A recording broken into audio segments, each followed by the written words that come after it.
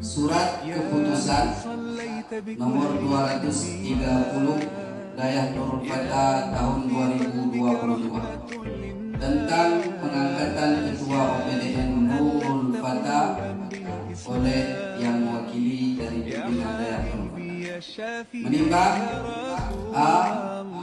Bahwa untuk kelancaran proses kedisiplinan dalam seluruh rangkaian belajar mengajar dan organisasi pondok pesantren Nurul Fatah dipandang perlu mengangkat ketua organisasi belajar pesantren Nurul Fatah atau OPDN.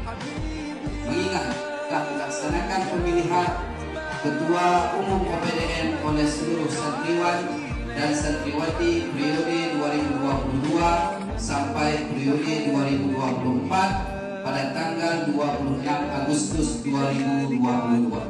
C. Telah terpilihnya ketua umum OPDN baru periode 2022 sampai 2024 memutuskan: pertama, mengangkat saudara yang bernama Tengku Miftahul Hadi sebagai ketua OPDN terpilih. Kedua, surat keputusan ini berlaku pada tanggal ditetapkan dengan ketentuan atau perbaikan apabila diperlukan. Ditetapkan di Al-Bili pada tanggal 04 September